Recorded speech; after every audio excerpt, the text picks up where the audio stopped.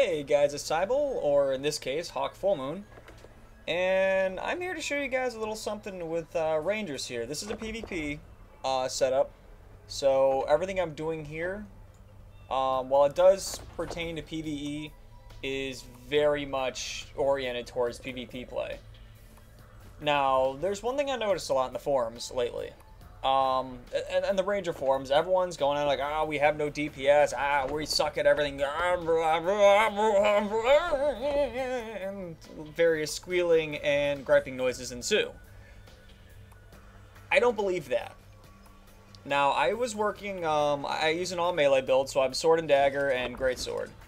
I was using Wolves for a while. I was enjoying it. I had Fear on command, but I didn't quite have the damage output I would have liked. So I recently switched over to Felines. And boy, oh boy, did I learn how strong a fucking Ranger can be. I switched over to the Jaguar, and my view on Rangers has completely changed. These things... The cat alone is hitting like a thief. And their stats are entirely independent from my own. So, I'm built soldier. I'm durable. And the pet does all the damage for me. And when you put the two of them together, me and the pet, it just blows my mind how incredibly hard you can burst somebody with this. And at the same time, running the setup I'm using, I can inflict poison to reduce healing effectiveness for people that are bunkers like Elementalists or frequently are, or how much condition removal Mesmers have and all that. I can just keep reapplying it. Now, if you don't believe what I'm saying, take a look at this. Now, I'm out here in the PvP lands, out in the mist, lost, never to be seen again because I never do PvE in this character. And I've got my Jaguar pet. He's got his couple bonuses, Opening Strike, he's got his Signet in the Wild going, Signet in the Hunt. Now, first thing I'm going to do, pop Signet in the Hunt. This is something you do right out of the gates at the beginning of a match, as soon as you spawn up. Because this lasts for 16 minutes, and you're probably not going to be alive that long anyways in PvP. I mean, hell, the round will probably be over before that's done. So that gives your pet and you, with this build, I'll go through the traits and everything in a moment. This gives both me and the pet attack of opportunity, 150% damage on my next attack. Pretty cool. Now next up, I'm going to activate both the Signet of the Wild and my pet's Stalk at the same time. And then I'm going to issue the Sikkim order. And from there, I'm going to follow up with some attacks of my own with the Greatsword. So I'll issue my orders.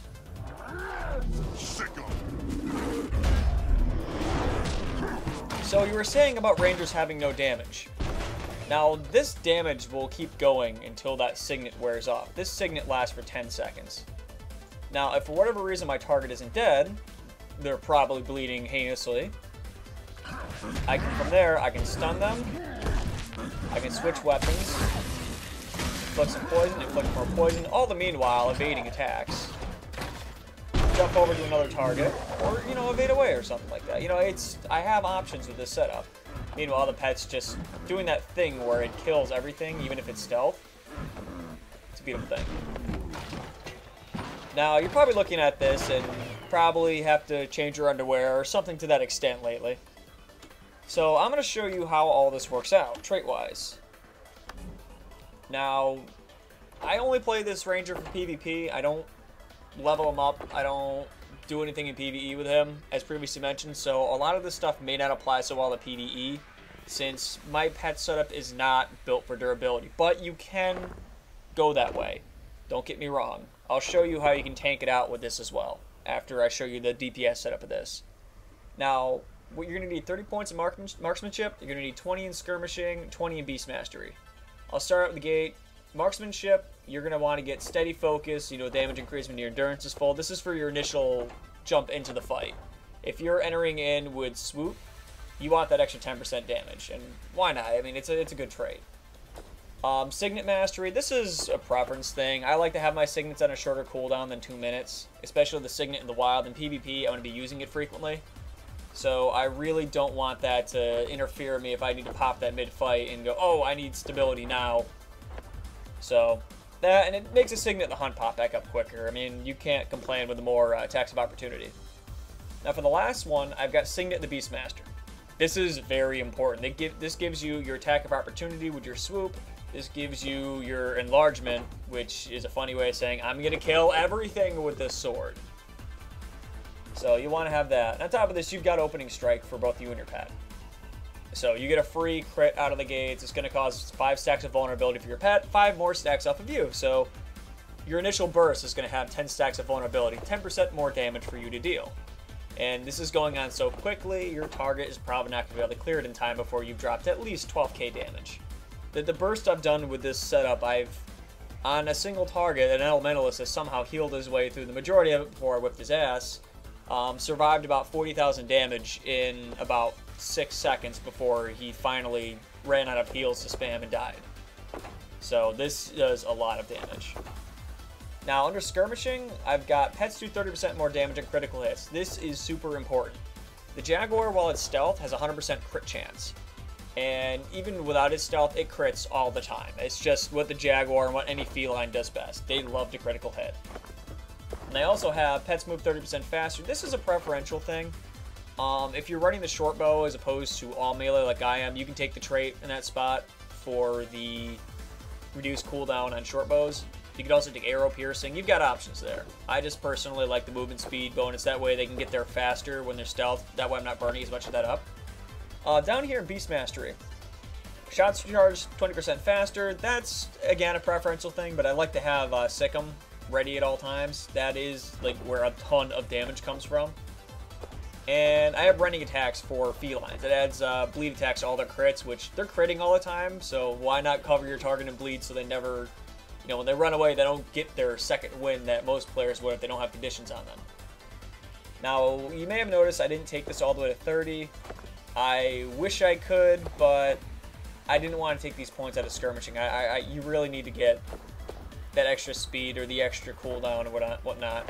It really helps out. Although, if you really absolutely need it, which will boost up your pet's damage a little bit by about 10% or so, I believe, you can go all the way into that. And if you do, Claire could actually work pretty good on your end because your healing becomes a bonus to power. And you can throw the extra natural health regen on them, which is nice. When your pet's in stealth, they're keeping their health up. Now, with that said, the traits I'm running for the skills I'm running for this, I'm running the healing spring for my healing skill because when I'm running all melee, I notice that I have a lot of lead finishers. So if I'm doing my shenanigans, get my signet ready, the whole 9 yards, I can put this down and I can jump through it. Nice big heal for myself on top of doing a ton of damage. So I can top that mid-fight and go, oh no, oh, I'm taking damage. Okay, jump back, evade, gain health, get back to target, evading everything. Life is good. That took a little longer than expected. Now, for the skills I'm running for this, I'm running Sikkim, that is where all your damage comes from. When you activate that skill, your pet does insane amounts of damage. They run straight to your target. They move really quick, and it's death all around. I'm also running Signet in the Hunt, which I don't use it for the movement speed. I'm using it for the attack of opportunity, which you can prime that early on and hold on to it for about 16 minutes before it wears off. It's really nice. Yeah, 16 minutes of time. I'm also running the Signet in the Wild. The passive is health regen. I'm not too fond of it. It isn't really enough to make a big dent in my opinion, but just the enlargement adds so much damage to the burst. I mean, if you're going, 1 or 2 against yourself, 1-on-1, 2-on-1, this skill is phenomenal. For my elite, I'm running Entangle. I've run Rampage as 1 as well, which can work, but I find that Entangle's got much better control over the field, and if you run in and pop Entangle after you've gotten into melee range, you can micromanage the crowd a lot better and just keep certain targets off of you, as opposed to, running in there doing a lot of damage but dropping like a fly. So that is the setup I'm running. For weapons, my particular build, I'm running the Greatsword and the Longsword and Dagger. I'm opening up with the Greatsword. That's the swoop. Going swoop, then I can do a hilt bash, maul. And right there, I've done a ton of damage. I've got a block available to me, so if it's like a thief and they start getting in my case, throw that up, knock them back, interrupt whatever they're doing, get them off your case. And as soon as you've done your quick burst with that, switch over to the sword And I immediately open with a Serpent Strike. I want to get that poison inflicted on them right away. That way their healing is much less effective. It makes it a lot harder for them to survive the burst if their heals are suddenly doing, you know, only 2/3 the amount of power they were doing originally, especially if it's an Elementalist who relies on healing. And hold on to your Stalker Strike for when they charge up for anything big, like 100 Blades or something like that. You can throw your Stalker Strike and then dodge roll out of it, and you've evaded, you know, a good 2 seconds of their big DPS shenanigans they do. If they run, you got Crippling Talon, and you've got Hornet Sting and Monarch Sleep. I hold on to this if I were you. If you start taking some damage and like, okay, maybe this guy's a little tankier than I thought, throw down your healing field, your healing spring, and Hornet Sting and Monarch Leap right through it. You'll give yourself a nice big heal, even without big bonuses to healing power. It gives you a nice big heal off the combo. And even if you need to, you can switch back to the Greatsword and then do another leap right through it. And right there, you've healed up like 6,000 health on top of the initial, what, 5,000 health that you get off of the field itself when you make it. Now, I mentioned before that you can make this tanky. Granted, right now I'm running the Jaguar, of course, and I've got the Hyena as my off one because I'm using it for crowd control. When the Jaguar goes down, I want that knockdown to happen. What you can do, however, is you can run a bear in that place, which includes any of the major bears in the game, and the Juvenile Morello is also nice because he does Poison Clouds. Personally, I like the brown bear a bit for this, or the black bear. The black bear drops weakness, makes it so you don't take as much damage, your opponents miss a lot of attacks and so on. But if you do run this setup, if you're willing to drop Signet in the Hunt, Signet in the Wild, you can run Signet in Stone, and you can run Protect Me in their place. 12 seconds of invulnerability, so it's pretty nice. Come here. But that's essentially the setup I'm running here. This is, I've really fine-tuned it for damage. The way I'm running it, I'm running the Forge for my rune set, although that's up to you a bit because I'm playing it a little more defensively. And for my stats, I'm running Soldiers with a Soldier Jewel. That way I've got a lot of power behind me, but I've also got the durability. I'm not looking for crit rate. I'm only 14% crit chance. For weapons, my suggestion, if you're going to be running this melee like I am, Hydromancy Runes. They are amazing. When you go in there, hit them with a great sword. When you're going to switch out to your longsword, in my case, getting that 3 seconds of freeze makes an amazing difference. Your opponent will be stuck exactly where they are. Everything's at a longer cooldown. They're probably crippled from your pet or from just random skills you've used. They're not going anywhere. And I have the main hand sword. I just threw on 5% extra damage. This is up to you what you want to put there. If you want to put a crit trigger, if your critical hit's high enough, or whatever you feel is appropriate. But that's the setup. Among other things you could run for this, if you're big on just dealing even more damage, you could always throw in the Thief Runes so you can get the backstab damage. Because once you were in the melee range with the longsword, you're going to get a lot of side and backstabs. That's just the nature of the weapon. You're going to be moving around a lot with Serpent Strike. That, and you stick to the target nicely. You don't... Longsword on a ranger, you're always on target. But that's pretty much the setup I'm running. It made me kind of rethink rangers a bit. They do so much damage when you play things out correctly.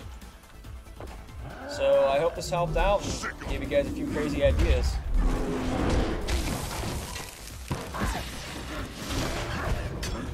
Just what this build is capable of.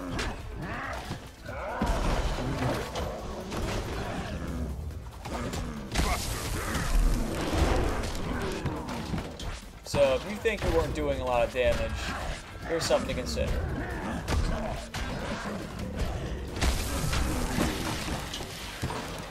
So I hope to see you guys on the battlefield.